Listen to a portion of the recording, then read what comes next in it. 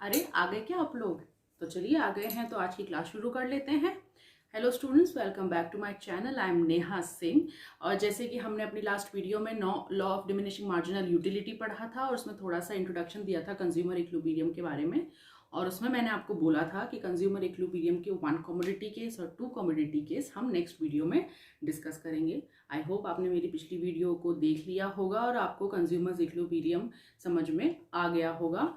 Consumers equilibrium होता है when हम कोई सर्टेन अमाउंट पे करता है कंज्यूमर किसी भी प्रोडक्ट को कंज्यूम या किसी भी सर्विस को इस्तेमाल के लिए, और जो भी उसको लेवल ऑफ सेटिस्फैक्शन वहाँ पे गेन होता है वो हमारा कंज्यूमर्स इक्विलिब्रियम कहलाता है। लेकिन उसमें ये कंडीशन होती है कि वो price of the commodity change नहीं जाता है उस पर्टिकुलर प्रोडक्ट या सर्विसेज की। तो ये है हमारा कंज्यूमर इक्विलिब्रियम। अब 1 कमोडिटी केस में हम कैसे समझेंगे। सी स्टूडेंट्स, कंज्यूमर इक्विलिब्रियम हमारे 3 फैक्टर्स पे डिपेंड करता है। कंज्यूमर इक्विलिब्रियम डिपेंड करता है मार्जिनल यूटिलिटी ऑफ मनी, इसको हम MUM से डिनोट करेंगे। मार्जिनल यूटिलिटी ऑफ प्रोडक्ट, उसको हम X ले लेंगे। And price of the product, जो कि अगेन हम X ले लेंगे। तो ये मार्जिनल यूटिलिटी हो गया मनी, ये हो गया हमारा प्रोडक्ट का मार्जिनल यूटिलिटी, और ये हो गया हमारा प्राइस प्रोडक्ट का। तो इन 3 चीजों पे हमारा जो है कंज्यूमर्स का इक्विलिब्रियम फैक्टर हमारा डिपेंड करता है, उसको कैलकुलेट करना। तो अब इन 3 फैक्टर्स को लेके हम कंज्यूमर्स इक्विलिब्रियम कैसे उसका ग्राफ बना सकते हैं 1 कमोडिटी केस में, ये हम समझते हैं। सपोज हमने इसमें यहाँ पे जो एक प्राइस का स्टैंडर्ड है जो वो हमने ले लिया है ₹4, ठीक है। तो अब हम लेते हैं हमारा जो आउटपुट रहेगा, आउटपुट हो जाएगा 1, 2, 3 एंड 4। देन हमारा मार्जिनल यूटिलिटी ऑफ X यानी प्रोडक्ट हो जाएगा सपोज 20, 18, 16 एंड 10। देन हमारा यहाँ पर हो जाएगा मार्जिनल यूटिलिटी ऑफ मनी। तो मार्जिनल यूटिलिटी ऑफ मनी हम कैसे निकालते हैं, MUX upon price of the product. तो हमारा MUX तो है 20 डिवाइडेड बाय हमने जो प्राइस इसमें लेके चल रहे थे जो कि हमने अज्यूम करी थी, तो वो हो जाएगी 4। तो ये हमारा आ जाएगा फर्स्ट का 5 MUM यानी मार्जिनल यूटिलिटी ऑफ मनी आ जाएगा 5। ऐसे ही हम आगे बढ़ेंगे, 18 डिवाइडेड बाय 4 हो जाएगा 4.5, देन 16 डिवाइडेड बाय 4 हो जाएगा 4 एंड 10 डिवाइडेड बाय 4 हो जाएगा 2.5। सी, अब हम यहाँ पे इजीली देख पा रहे हैं जो हमारा प्राइस ऑफ द प्रोडक्ट जो था वो था 4।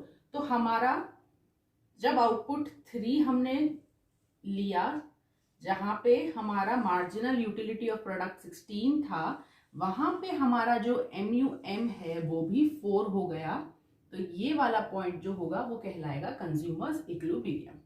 अब इस वाली पूरी टेबल को हम समझते हैं ग्राफ में। तो अब हम उसको कंज्यूमर्स इक्विलिब्रियम को ग्राफ में समझेंगे। मैंने ये जगह क्लियर कर दी है जिससे मैं यहीं पे ही आपको हैंड टू हैंड ग्राफ भी समझाती चलूँ। तो हमारा MUM था 5, 4.5, 4 एंड 2.5। तो यहाँ पे हमारा ग्राफ बनेगा यूनिट्स।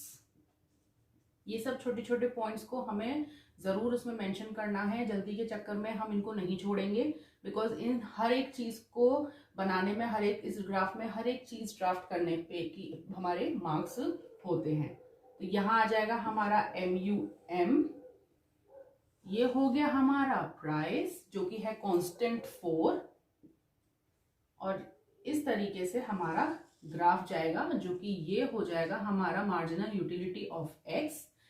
यहाँ पे ये वाला जो एरिया हो जाएगा इसको हम बोलेंगे सरप्लस या फिर प्रॉफिट, और जहां पे ये हमारा MUX और ये हमारा प्राइस जहां पे मीटअप करेगा यानी ये जो कि थे ये वाला पॉइंट, वो हो जाएगा हमारा कंज्यूमर इक्विलिब्रियम। ये हो जाएगा हमारा ग्राफ। तो इस तरीके से आप एग्जाम में ये सारी चीजें टेबल बनाएंगे, ग्राफ बनाएंगे, इक्विलिब्रियम वन कमोडिटी केस को जैसा कि मैंने आपको समझाया उसको आप लिखेंगे इजी वर्ड्स में, तो आपके मार्क्स कंप्लीट हो जाएंगे यहाँ पर वन कमोडिटी केस में। अब हमने वन कमोडिटी केस तो समझ लिया, अब टू कमोडिटी केस में क्या होता है। टू कमोडिटी केस में कंज्यूमर हमेशा इक्विलिब्रियम तब गेन करेगा जब उसको वही सेम मार्जिनल यूटिलिटी मिलती है, वो चाहे अपने इनकम को गुड ए या गुड वाई में खर्च करे, उस या फिर दोनों में सेम मोमेंट में उसको वही मार्जिनल यूटिलिटी मिलनी चाहिए, चाहे वो उन दोनों प्रोडक्ट्स पे अपनी इनकम खर्च करता है। तो उस स्टेट को हम बोलते हैं consumer's equilibrium in two commodity case. For example हमारी इनकम सपोज 25 रुपीज़ है ऑन अ डे, और हम उस 25 रुपीज़ से टू कमोडिटी खरीदने जाते हैं, सपोज आइसक्रीम एंड उसके साथ में कोई भी एक वेजिटेबल ले लेते हैं। तो उन 25 रुपीज़ से एग्जैक्टली हमारा पूरा 25 खर्च होता है, लेकिन वही मार्जिनल यूटिलिटी हमें सेम मार्जिनल यूटिलिटी उन दोनों प्रोडक्ट्स को कंज्यूम करने पे मिलनी चाहिए। उन दोनों प्रोडक्ट्स को कंज्यूम करके हमें वही सेटिस्फैक्शन मिलना चाहिए, वहाँ पर हमारा कंज्यूमर का इक्विलिब्रियम मिलता है। अब इसको हम किस तरीके से एक शेड्यूल या एक टेबल और एक ग्राफ के फॉर्म में कैसे देखेंगे। सपोज करते हैं इसमें एक चीज और ऐड हो जाएगी, जैसे लास्ट में MUM था, MUX था, प्राइस ऑफ कमोडिटी था, अब यहाँ पर income of the consumer also includes. So suppose करते हैं हमारी इनकम जो है वो है ₹40। अब हम यहाँ पे प्राइस ले लेते हैं ऑफ एप्पल जो कि हो जाएगा ₹5, एंड प्राइस ले लेते हैं हम यहाँ पर मैगी का, ये वो हो जाएगा ₹10। अब हम इसका शेड्यूल अपना टेबल बना लेते हैं। यूनिट्स जो कंज्यूम हुई वो हो गई 1 2 3 4 5 एंड 6। देन हमारा marginal utility of X, marginal utility of Y, दो प्रोडक्ट्स हमने लिए हैं, एक्स हमारा एप्पल हो गया, वाई हमारा मैगी हो गया। तो marginal utility of x suppose कर लेते हैं 50 45 40 35 30 हो जाएगा, देन 25। और मार्जिनल यूटिलिटी ऑफ वाई ले लेते हैं 80 70 60 देन 50 40 एंड 30। ठीक है, अब हमारा यहाँ पे MUM दोनों का यानी मार्जिनल यूटिलिटी ऑफ मनी हम दोनों का कैलकुलेट करेंगे। ये हो जाएगा हमारा फॉर X और ये हो जाएगा हमारा फॉर Y। जो मैंने आपको एक्सप्लेनेशन थ्योरी में दी है वो इस शेड्यूल से और आपको और क्लियरली समझ में आ जाएगी। अब हम इसमें पहले X का कैसे निकालते हैं, जो कि हमारा फॉर्मूला था MUX बाई PX। तो हमारा MUX है 50 डिवाइडेड बाई हमारा प्राइस था एप्पल का 5, ये हो जाएगा हमारा 10। देन हमारा है 45 डिवाइडेड बाय 5, तो ये हो जाएगा 9। देन 40 डिवाइडेड बाय 5 तो हो जाएगा 8। 35 डिवाइडेड बाय 5 हो जाएगा 7 एंड 6 एंड 5। ठीक है, अब हम इसी तरीके से M हम ढूंढ लेंगे वाई वाले प्रोडक्ट का। तो 80 और हमारा प्राइस था मैगी का 10, तो ये हो गया 8। देन 70 डिवाइडेड बाय 10 हो गया 7, then 6, then 5, then 4 and then 3। तो ये हमारा आ जाएगा। अब देखिए हमारा जब हमने 3 यूनिट्स कंज्यूम कर रहे हैं तो हमारी जो MUM 8 यहाँ भी आ रही है और 8 ये आ रही है। तो इस तरीके से जो सिमिलर जहाँ पे हमारा मार्जिनल यूटिलिटी आ रही है, जैसे कि मैंने आपको बताया था थ्योरी जो मैंने आपको समझाई थी, उसमें मैंने बोला था कि जहाँ पर कस्टमर को कोई दोनों प्रोडक्ट कंज्यूम करने पे सेम मार्जिनल यूटिलिटी अटेन हो, उसको हम कंज्यूमर इक्विलिब्रियम बोलते हैं। लेकिन अब यहाँ पे क्या है, एक से ज्यादा ऐसा टाइम हो गया जहाँ पे कि हमारा मार्जिनल यूटिलिटी हमारी दोनों प्रोडक्ट्स की सेम आ रही थी। तो ये 8 हो गया, 7 यहाँ पे मैच कर रहा है, देन 6 एंड देन 5। तो अब हम क्या करेंगे, सिर्फ इन चारों को लेके हम अपना आगे का फर्दर प्रोसेस उसमें कंप्लीट करेंगे और आगे हम देखेंगे कि कंज्यूमर इक्विलिब्रियम हम कैसे अटेन करते हैं। अब हम यहाँ पे इस टेबल से समझेंगे कि हमें अगर टू कमोडिटी केस निकालना है, फाइनल MUM पे पहुंचना है, क्योंकि हमने देख लिया कि बहुत सारे ऐसे मार्जिनल यूटिलिटीज निकल रहे हैं जहाँ पे सेम मार्जिनल यूटिलिटी हो रहा है, लेकिन हमें किसी एक स्टेज पे या एक यूनिट पे हमें पहुंचना है, तो वो हम यहाँ पर समझेंगे। मैंने यहाँ पे यूनिट देख लिए हैं, सिर्फ MUM यहाँ पे मैंने नोट डाउन किया है क्योंकि आगे हमें सिर्फ उन्हीं से ही कैलकुलेट करना है। तो x का इस तरीके से आया था, y का इस तरीके से आया था, और जो हमारे मेन हो रहे थे, मैच हो रहे थे, उनको मैंने सर्कल कर लिया जिससे आपको अलग से पता चले। अब यहाँ पे बच्चों यहाँ पे आ जाएगा हमारा formula, income is equals to PX और QX plus PY and into QY। अब इस चीज को हम किस तरीके से अप्लाई करेंगे, तो हमारा पहला वाला जो कॉम्बिनेशन जो बैठा था, प्राइस, हमारा प्राइस क्या था एप्पल का, 5 रुपीज।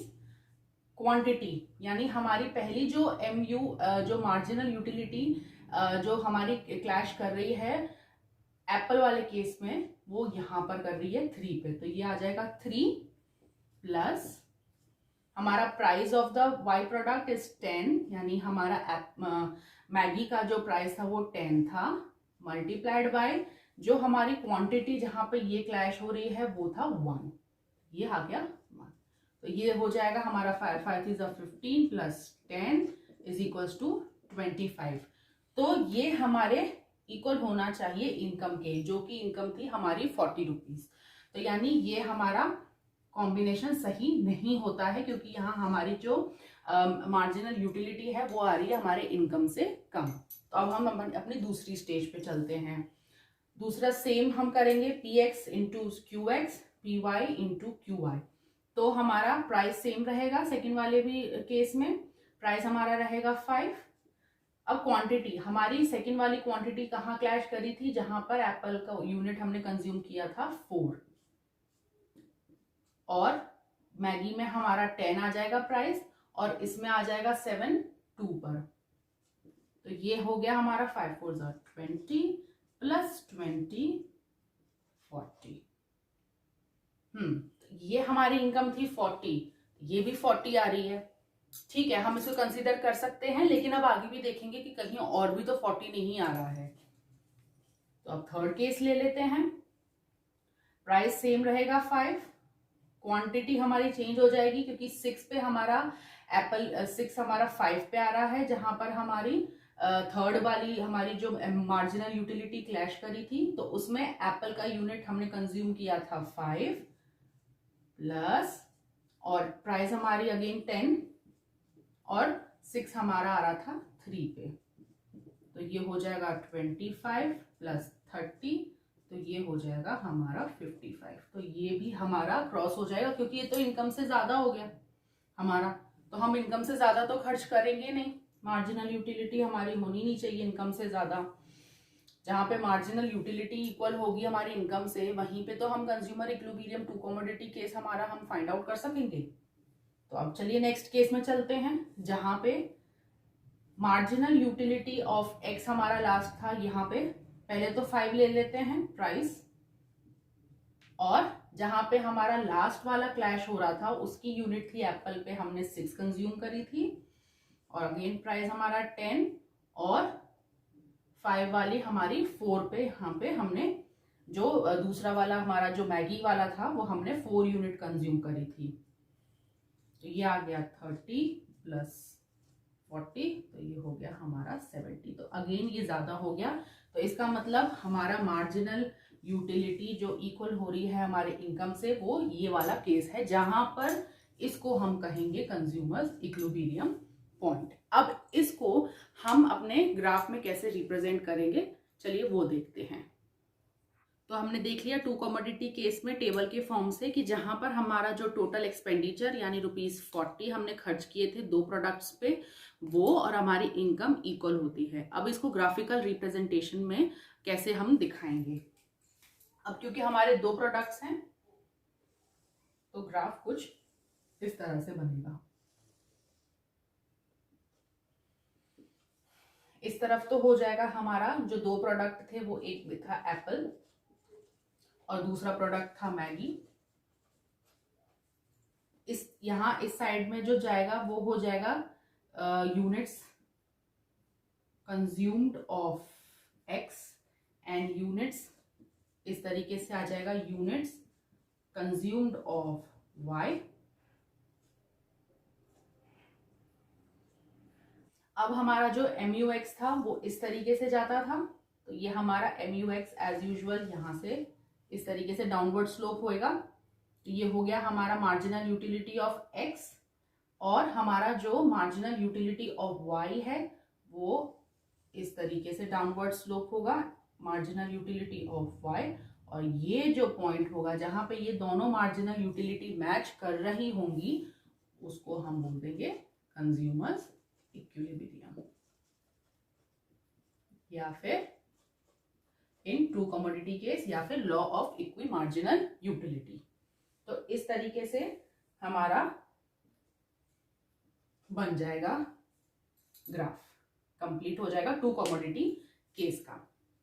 सेम है जैसा हमारा वन कमोडिटी केस में था वैसा ही है, बस इसमें एक कमोडिटी और इंक्लूड हो जाएगी और इस तरीके से हमें दो मार्जिनल यूटिलिटीज दिखानी होगी। ओके स्टूडेंट्स, जैसे कि मैंने आपको पहले भी बोला था, लॉ है तो उसके संग अजम्पशन होगा ही। जैसे टू कमोडिटी केस होता है तो उसको हम law of equi marginal utility भी बोलते हैं। और इस क्वेश्चन का एक अलग से एक सिंगल यही क्वेश्चन बन सकता है, ज़रूरी नहीं है कि ये आपका कंज्यूमर इक्विलिब्रियम के अंडर में ही आए। ये एक अलग क्वेश्चन आपका इस चैप्टर में से बन सकता है जिसमें आपको सिर्फ या तो टू कमोडिटी केस करके पूछेंगे या फिर law of equi marginal utility. लेकिन आपको कंफ्यूज नहीं होना है, आपको टू कमोडिटी केस वाला ही जिस तरीके से हमने समझा वो समझाना है। अब लॉ है तो अजम्पशंस है। अजम्पशंस क्या होते हैं कि हमने ये लॉ डिक्लेयर किया है तो वो कुछ चीज़ों को हमने अज्यूम करके किया है कि ये चीज़ इसमें होगी तभी ये लॉ अप्लाई होता है, इसको हम अजम्पशंस बोलते हैं। तो वो अजम्पशंस क्या हैं वो समझ लेते हैं। सबसे पहला अजम्पशन ये है कि कंज्यूमर की जो इनकम है, जो हमने अभी देखा था जो ₹40 था इनकम, वो फिक्स्ड है। जो कंज्यूमर की इनकम है वो हमारी फिक्स है, ये एक अजम्पशन है इस लॉ का। फिर है marginal utility money, marginal utility of money is constant, यानी कि एक तो कंज्यूमर की इनकम कांस्टेंट होगी और marginal utility of money constant होगी, तभी तो हम ये निकाल पाएंगे ना कि मार्जिनल यूटिलिटी ऑफ मनी और जितना हमने खर्च किया, जितना हम हमारा इनकम था वो इक्वल होगा, तभी तो हम एक पॉइंट पे पहुंचे थे कि हाँ यहाँ पर कंज्यूमर इक्विलिब्रियम है हमारा। तो जब ये दोनों चीज कांस्टेंट रहेगी तभी हम easily consumer equilibrium find out कर सकेंगे। इसीलिए कंज्यूमर की इनकम और मार्जिनल यूटिलिटी ऑफ मनी हमारी कांस्टेंट होती है। अब थर्ड हमारा है कि कंज्यूमर को परफेक्ट नॉलेज है यूटिलिटी के बारे में, यानी कंज्यूमर को मालूम है कि यूटिलिटी क्या होता है। यूटिलिटी क्या होता है? The amount of satisfaction is gained by a consumer bye consuming a certain amount of product, या फिर कोई सर्विस यूज करने के बाद जो उसको सेटिस्फैक्शन मिलता है उसको यूटिलिटी बोलते हैं। जो कि हमने पढ़ा भी था कि रैंक वाइज भी हम डिसाइड करते हैं और हम अपना उसको रेटिंग वाइज भी हम डिसाइड करते हैं। तो ये दो तरीके होते हैं। तो कंज्यूमर को परफेक्ट नॉलेज होनी चाहिए यूटिलिटी के बारे में, यानी उसने खाया तो उसको मालूम होना चाहिए कि हाँ इस चीज को खाने से मुझे इस पर्टिकुलर लेवल का सेटिस्फैक्शन होना चाहिए, क्या वो मुझे मिला है, और नहीं मिला है तो कितना मिला है। तो ये चीज की उसको परफेक्ट नॉलेज होनी चाहिए। फोर्थ है हमारा consumer tries to have maximum satisfaction, जो कि हमेशा होता ही है। हम खर्च 10 रुपए करते हैं लेकिन हमें चाहिए कि सेटिस्फैक्शन हमें 20 रुपए का मिले। तो ये चीज हम अज्यूम कर रहे हैं कि कंज्यूमर चाहता है कि वो maximum max to max satisfy हो। लास्ट है हमारा कंज्यूमर हैज मेनी वांट्स, क्योंकि टू कमोडिटी केस यहाँ पे लिया जा रहा है। सपोज जैसे कि उसकी 40 रुपीज का इनकम था, तो उसमें हम इसमें ये मानते हैं कि 40 रुपीज में भी वो चाहता है कि वो मैक्स टू मैक्स क्या क्या उसमें से वो खरीद सकता है या कहाँ कहाँ उसको राइट तरीके से खर्च कर सकता है। तो कंज्यूमर जो होता है वो एक तरीके से लालची होता है, उसकी बहुत सारी वॉन्ट्स होती है, कम से कम खर्चे में, कम से कम इनकम होने के बावजूद वो देखता है कि वो क्या क्या उससे ले सकता है या उससे क्या क्या वो फायदे उठा सकता है। तो ये हमारे काफ़ी इजी से 5 अजम्पशंस हैं। अब इसी लॉ के हमारे कुछ लिमिटेशंस हैं, कुछ कमियां हैं, तो वो हम समझते हैं।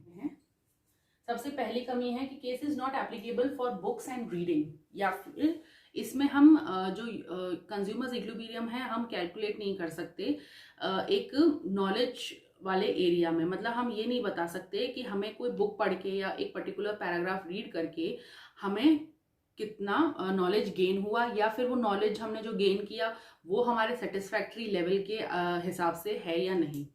तो ये या तो बुक, ये हमारा जो लॉ है या हमारा कंज्यूमर्स इक्विलिब्रियम है इस टू कमोडिटी केस में, वो हमारा लैग करता है यहाँ पर आके, जहाँ पे बात आती है रीडिंग या नॉलेज से रिलेटेड। ये सिर्फ कोई चीज़ कंज्यूम करने पे ही या सर्विसेज को यूज़ करने पे होती है, लेकिन उन सर्विसेज में रीडिंग बुक्स या फिर attaining knowledge is not added, उसको इंक्लूड ही नहीं किया गया है इस ये लॉ को क्रिएट करने में। सेकंड हमारा है not applicable in case of fashion and customs. For example हमने 100 रुपये थे हमारे इनकम के, हमने कोई चीज़, हमने कुछ पहनने के लिए कुछ खरीदा, लेकिन वो 100 रुपये में हमने वो क्या खरीदा था, क्या वो अप्रोप्रिएट था अभी के फैशन या जिस पर्पज से हमने खरीदा था उस कस्टम उस रिचुअल के हिसाब से। ऐसा नहीं होता, क्योंकि 100 रुपये में हम एक अज्यूम करते हैं, लेकिन उसमें हम वो फैशन को, उस पैरामीटर को हम इंक्लूड नहीं करते हैं कि अच्छा हमें 100 रुपये में ये चीज़ खरीदनी है, लेकिन इस फैशन की होनी चाहिए, उसमें ये डिज़ाइन होनी चाहिए, उसमें ये एम्ब्रॉयडरी होनी चाहिए, या इतने प्राइस टैग का, या फिर इस दुकान से होना चाहिए। ये सारी चीज़ें, ये सारे फैक्टर्स इसमें इंक्लूड नहीं होते हैं, जो कि होते हैं फैशन और कस्टम्स से रिलेटेड। फोर्थ है हमारा law fails if no choice available. अब law of equi marginal utility में हम देख रहे हैं कि 2 कमोडिटीज को हम इंक्लूड कर रहे हैं, लेकिन मार्केट में जब कोई चॉइस ही अवेलेबल नहीं है तो ये तो वैसे ही फेल हो जाएगा हमारा लॉ, वो लॉ हमारा इक्वी मार्जिनल यूटिलिटी तो होगा ही नहीं। लास्ट है हमारा law fails when there is a frequent price change.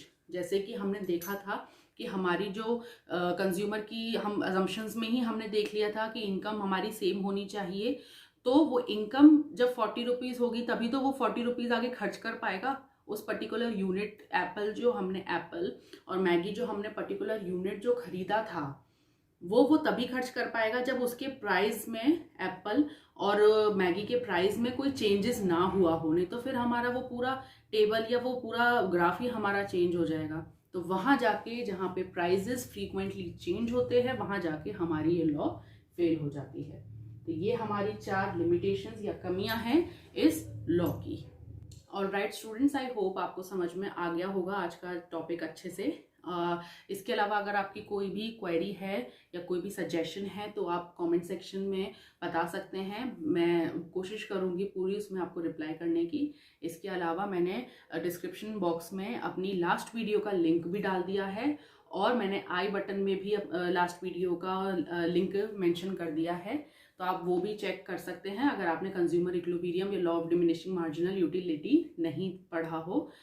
And thank you so much अपना सपोर्ट यहाँ तक मेरे संग बनाए रखने के लिए, और आगे भी मुझे सपोर्ट की ज़रूरत पड़ेगी।